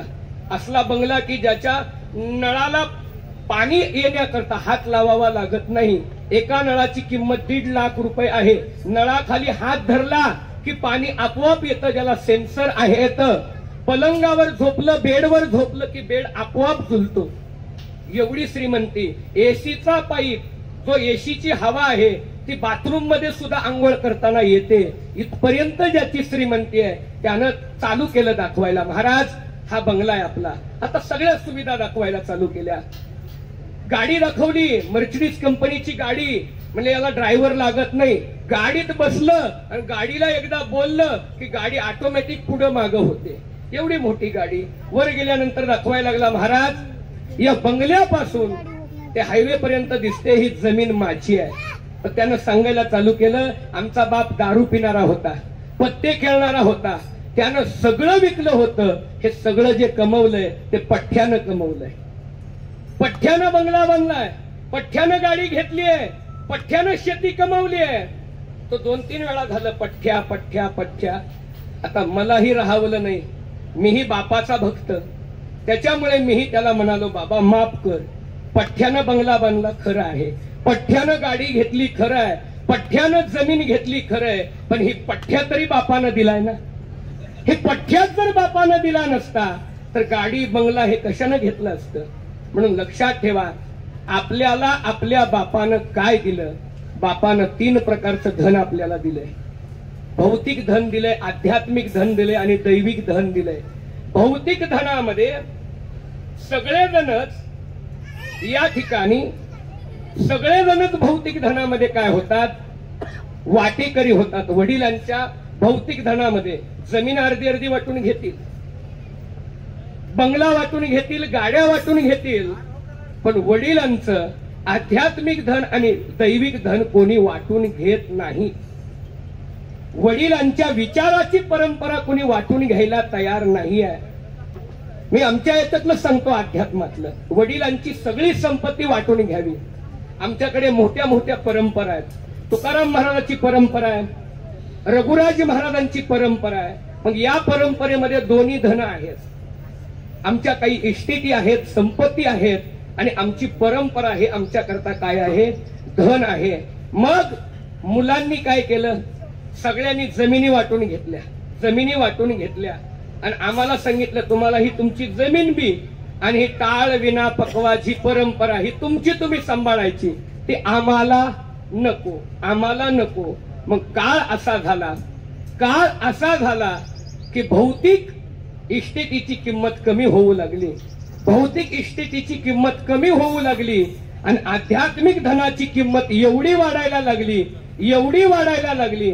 मी जगद्गुरु तुकाराम महाराजांच्या वंशजाचं उदाहरण देत असतो की जगद्गुरु तुकाराम महाराजांच्या ज्या वंशजांनी तुकाराम महाराजांची जमीन वाटून घेतली, त्यांचं एका वर्षाचं जेवढं उत्पन्न आहे जमिनीत, तेवढं ज्यांनी तुकाराम महाराजांची टाळ पकवाज विना ही परंपरा घेतली, तेवढी एका दिवसाची पाया पडणी आहे. मला हेच सांगायचंय की बापाची सगळी संपत्ती काय करावी, वाटून घ्यावी, विचाराची ही संपत्ती वाटून घ्यावी. उदाहरण म्हणून सांगतो, आपल्याला माहिती, रमेश वांदळे नावाचे आमदार, गोल्डन मॅन, 2.5 किलो सोन्याचा कंडा गळ्यात घालून फिरणारा, ते अटॅकनं येऊन दिवंगत झाले. गेल्यानंतर कार्यकर्त्यांनी ठरवलं की ज्या आपल्या साहेबांना सोन्यामुळे नाव होतं, गळ्यातल्या सोन्यामुळे ओळखलं जात होतं, लोकांनी सांगितलं की वहिनी साहेब हे सोनं त्यांच्या बरोबर जळू द्या, हे सोनं त्यांच्या बरोबर जळू द्या. वहिनी साहेब म्हणाल्या, त्या सोन्याचा तो कंडा पाहिला ना की मला साहेबांची आठवण येते, म्हणून तो माझ्याकडे आणा, मला शोकेस मध्ये ठेवायचा. शोकेस मध्ये ठेवला. ते साहेब माळकरी होते, जगद्गुरु तुकाराम महाराजांची वारी करत होते. कधी व्हिडिओ पहा, अभंग म्हणत होते ते. त्यांच्या गळ्यात माळ होती. ती माळ पाहिली की कार्यकर्ते वहिनी साहेबाकडे गेले आणि वहिनी साहेबाकडे जाऊन म्हणाले, वहिनी साहेब, साहेबांच्या गळ्यात तुळशीची माळ आहे. वहिनी साहेब म्हणल्या, ती पिढा त्याच्या बरोबरच जाऊ द्या. सोनं म्हटलं की मुलं वाटून घेतील. वडिलाच्या गळ्यात जर 10 तोळ्याची चैन असेल आणि 2 मुलं असतील, 2 मुलं असतील तर 5-5 तोळ्याची चैन वाटून घेतील, 5-5 तोळ्याची वाटून घेतील. पण वडिलांच्या गळ्यात जर तुळशीची माळ असेल तर मुलं 54 मणी का वाटून घेत नाहीत, का वाटून घेत नाहीत? मला हेच सांगायचंय की मुलं फक्त वडिलांच्या भौतिक इस्टेटीमध्ये वाटणीदार होतात, वडिलांच्या विचाराच्या इस्टेटीमध्ये सुद्धा वाटणीदार व्हावं. आणि आजचं हे उदाहरण जे आहे, आज जो कार्यक्रम चाललेला आहे, हे सांगायला आहे की महाराज, आम्ही वडिलांच्या इस्टेटीमध्ये वाटणीदार झालो असेल, पण वडिलांच्या विचारामध्येही आम्ही काय आहोत, वाटणीदार आहोत, हे दाखवण्याकरता हा चाललेला कार्यक्रम आहे. म्हणून याच्याकरता वडिलांनी काय दिलं, अगदी सांगून जातो, वडिलांनी काय दिलं.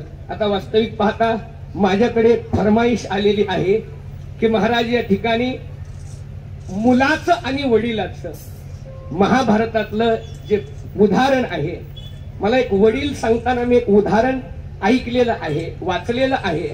1-2 उदाहरणं आहेत.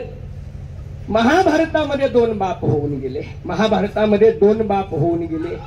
एक बाप म्हणजे द्रोणाचार्य नावाचा बाप आणि एक म्हणजे धृतराष्ट्र नावाचा बाप. काय, एक बाप म्हणजे द्रोणाचार्य नावाचा बाप. महाभारतात द्रोणाचार्य असे होते की एका बाणामध्ये सगळं सैन्य मारण्याचं सामर्थ्य द्रोणाचार्याकडे होतं. एका बाणामध्ये सगळं सैन्य मारण्याचं सामर्थ्य द्रोणाचार्याकडे होते. सगळ्याला माहिती होतं द्रोणाचार्य मरणार नाहीत, द्रोणाचार्य काही केल्यानं मरणार नाहीत, द्रोणाचार्य हरू शकतात. ते फक्त कुठं, पदरी घाली पिळा बाप निर्बळ साठी बाळा. काय, पदरी घाली पिळा बाप निर्बळ साठी बाळा. द्रोणाचार्याचं उदाहरण समजणार नाही, अलीकडचं उदाहरण देतो, पुढचं उदाहरण सांगतो. एका गावातल्या लोकांनी ठरवलं की गावामधला एक असा पहिलवान की ज्यानं हिंद केसरीच्या कुस्त्या केल्या, एकही कुस्ती पडलेला नाही, गावाचं नाव सगळ्या जगभर केलंय. गावकऱ्यांनी ठरवलं की त्याला आपण बिनविरोध सरपंच करून टाकायचं, पहिलवानाला सरपंच करायचं. कोल्हापूर जिल्ह्यामध्ये पहिलवान होऊन गेले मारुतीराव माने, जे खासदार सुद्धा होऊन गेले. हा, बिनविरोध सरपंच करायचं. आणि मग गावाने सरपंच केलं आणि सरपंचाने दुसऱ्या दिवशी सांगितलं गावातल्या सगळ्या लोकांनी ग्रामसभेच्या मिटिंगला यायचंय सकाळी 8 वाजता. मग सकाळी 8 वाजता सगळं गाव जमलेलं आहे. सरपंचाचा येण्याचा पत्ता नाही म्हणून ग्रामसेवेच्या शिपायाला सांगितलं जा सरपंचाला बोलवून घेऊन ये. शिपाई धावत पळत गेलेला आहे. तो पूर्वीचा सरपंच, धोतर घातलेला, बाराबंदी घातलेला, डोक्यावर फेटा घातलेला, खांद्यावर शाल टाकलेला, हातामध्ये चरवी घेतली दुधाची, तोंडाला लावली पिला आणि मिशावर ताव देत आपल्या दिवाणखान्यातून उतरला. त्याला नुकताच 6 महिन्याचं लेकरू होतं त्याचं, जे रांगत होतं, उचलून वडिलाच्या पायाला धरत होतं. आपला बाप कुठेतरी निघाला हे पाहिला आणि त्या मुलानं बापाच्या पायाला कवटाळलं आणि बाळ रडायला लागलं. बाळ पुढे जाऊ देईना गेलं. त्यावेळेस तो शिपाई तिथं आला आणि पाहतो आणि म्हणतो ओ सरपंच, किती वेळ झालं गाव जमलंय, या ना, चला ना. त्यावेळेस सरपंच म्हणतात अरे बाळू, मी फार वेळ झालं ग्रामपंचायतीकडे यायला निघालोय, पण माझं पोरगच मला येऊ देईना गेलंय, माझा मुलगाच मला येऊ देईना गेलाय, त्यानं माझ्या धोत्राचा खोसा धरलेला आहे. त्यावेळेस तो बाळू म्हणतो काय सरपंच, मोठमोठे पैलवान तुम्ही, ज्यांना आसमान दाखवलं म्हणून आम्ही तुम्हाला काय केलंय, सरपंच केलंय, आणि तुम्हाला एवढं पोरगं ऐकत नाही. त्यावेळेस त्या सरपंचाचं म्हणणं आहे अरे मोठमोठे पैलवान रणांगणामध्ये पाडणं फार सोपं आहे, पण मुलाला पाडणं फार अवघड आहे. पदरी घाली पिळा, बाप निर्बळ साठी बाळा, कितीही बलवान असला बाप तरी मुलानं बापाच्या धोत्राला पिळा घातला की बाप निर्बळ होतो. काय कळे बाळा बाप सदैव दुबळा, कितीही सामर्थ्यवान असला तरी बाप दुबळा होतो मुलापुढे. तसंच झालं, द्रोणाचार्याला मारायचंय तर अश्वत्थामा नावाचा मुलगा त्यांचा मारला गेला पाहिजे, आणि तो मेला तर द्रोणाचार्य मरू शकतात, पण अश्वत्थामा हे चिरंजीव आहेत, ते मरू शकत नाहीत. मग करायचं काय, तर मग अश्वत्थामा मेला म्हणून अफवा उठवायची. अश्वत्थामा नावाचा हत्ती मारला भीमानं आणि सगळीकडे गोंधळ उडाला. अश्वत्थामा मेला, अश्वत्थामा मेला, अश्वत्थामा मेला. ही बातमी द्रोणाचार्याच्या कानावर गेली, पण द्रोणाचार्याला विश्वास नव्हता. त्यांचा विश्वास धर्मराजावर होता. धर्मराजाजवळ आले आणि विचारलं धर्मराजा, युधिष्ठिरा सांग माझा अश्वत्थामा मेला का. धर्मराजांनी सांगितलं अश्वत्थामा मेलाय, पण हत्ती मेलाय, नरो वा कुंजरो. हत्ती मेलाय का माणूस मेलाय मला माहित नाही. एवढं म्हणायच्या ढोल वाजले आणि द्रोणाचार्यांनी जमिनीवर पाय टेकले, आणि जो असणारा ज्याला हातामध्ये तलवार धरता येत नाही तो शिखंडी आला आणि शिखंडीनं द्रोणाचार्याचं डोकं धडाच्या वेगळं केलं.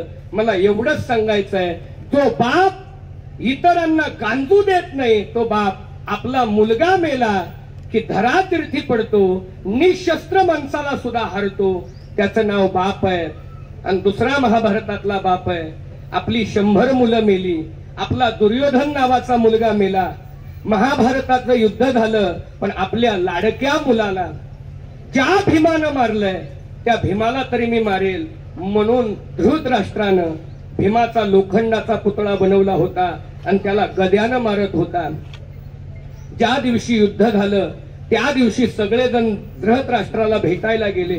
धृतराष्ट्राला भेटायला गेले आणि भेटायला गेल्यानंतर धर्मराजा पाया पडले, अर्जुन पाया पडले, भगवान श्रीकृष्ण, नकुल, सहदेव पाया पडले.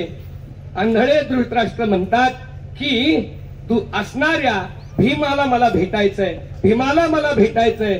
भीमदादा चालत पुढे निघाले भेटण्याकरता, पण भगवान श्रीकृष्णानं भीमाला ओढलं आणि जो भीमाचा लोखंडी पुतळा बनवला होता तो धृतराष्ट्राच्या पुढे ढकलला.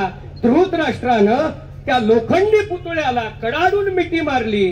त्या लोखंडी पुतळ्याचं पाणी झालं पाणी. भीम थरथरा कापायला लागले. अरे लोखंडी पुतळ्याचं जर पाणी होतं तर माझी हाडं सुद्धा 10व्याला मिळाली नसती. भगवान श्रीकृष्णानं हेच सांगितलं, बाबा हा सुद्धा तोच बाप आहे. म्हणून जगद्गुरु तुकोबरांनी एका अभंगात सांगितलेलं आहे, नाही काष्टाचा गुमान गोवी भ्रमरा सुमन, जो बाप लाकडाला पोखरू शकतो, जो भुंगा लाकडाला पोखरू शकतो, पण तो भुंगा कमळाच्या पाकळीमध्ये मरतो. जसा जो बाप आपल्या मुलासाठी लोखंडाच्या पुतळ्याला सुद्धा पाणी करू शकतो, असा काय आहे, मुलावर प्रेम करणारा बाप आहे. जगी ऐसा बाप व्हावा, त्याचा वंश मुक्ती सजावा.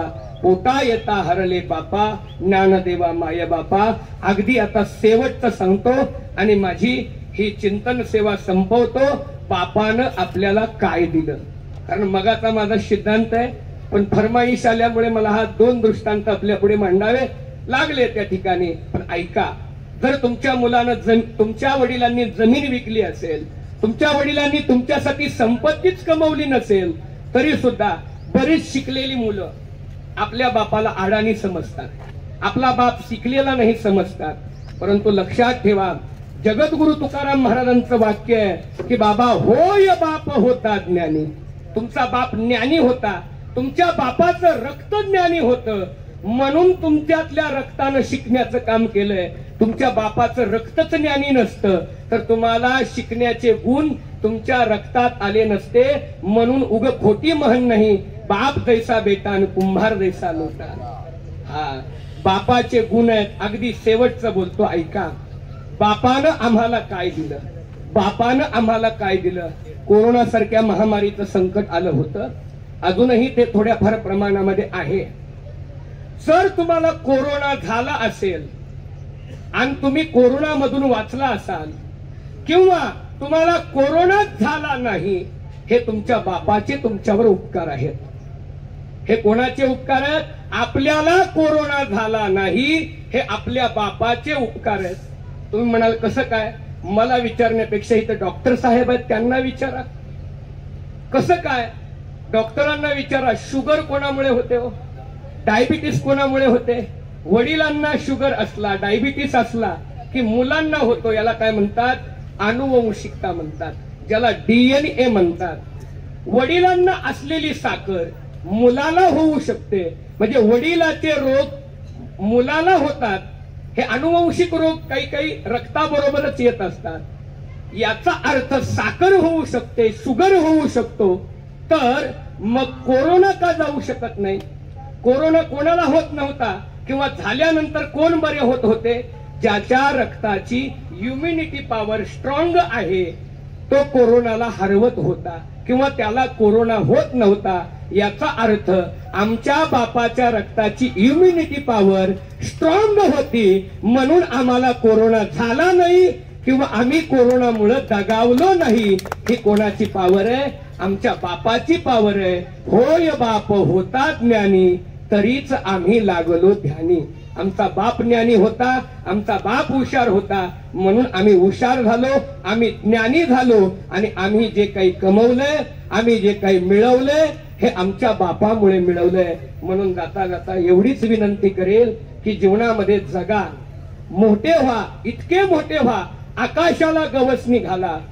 पण आपल्या मोठे होण्यापाठीमाग, आपण मोठे होण्यापाठीमाग फक्त एकाच व्यक्तीचं नाव घेत जा, ते म्हणजे त्याचं नाव आहे बाप. आपण जर मोठे होत असाल तर फक्त बापामुळे आपण मोठे होत आहोत. अशा बापाला कधीही विसरू नका, एवढीच विनंती करतो. जगद्गुरु तुकाराम महाराज म्हणतात, तुका म्हणे मी पोटीचे बाळ, माझी पुरवावी ब्रह्मीची आळ. पोटा येता हरले पापा, ज्ञान देवा माय बापा. अशा पद्धतीने जगद्गुरु तुकाराम महाराज हे या देशातले, जगातले एकमेव संत आहेत, ज्यांनी फक्त आपल्याला बाप सांगितलेला आहे. एवढीच विनंती आपणाला सर्वांना. बाप मेल्यानंतर कळवून घेऊ नका, बाप मेल्यानंतर कळवून घेऊ नका. बाप जिवंत आहे तोपर्यंत कळवून घ्या, म्हणजे मेल्यानंतर सुद्धा आपल्या बापाला शांती लाभेल. म्हणून आज हा जो कार्यक्रम आहे ते लोकशाहीर विश्वासरावजी फाटे साहेब भाई आपल्या वडिलांच्या 99व्या जयंती उत्सवानिमित्त आणि 100व्या शतकपूर्तीच्या प्रारंभी वर्षाच्या निमित्तानं फाटे परिवारानं त्यांच्या आप्त इष्टांनी चालवलेलं हे प्रयोजन अत्यंत स्तुत्य आहे, अत्यंत गौरवनीय आहे. म्हणून अशाच पद्धतीनं आपल्या वडिलांची ही मिरासी आपल्या वडिलांचा अभिमान फाटे परिवाराकडून जोपासला जावा एवढीच त्यांच्या ठिकाणी प्रार्थना करतो, विनंती करतो आणि मी माझं या ठिकाणी हे चाललेलं प्रवचन व्याख्यान याच ठिकाणी थांबवतो. पुंडलिक वरदा हरी विठ्ठल, श्री ज्ञानदेव तुकाराम, पंढरीनाथ भगवान की जय, माऊली ज्ञानेश्वर महाराज की जय, जगद्गुरु तुकाराम महाराज की जय, स्वामी रघुराज महाराज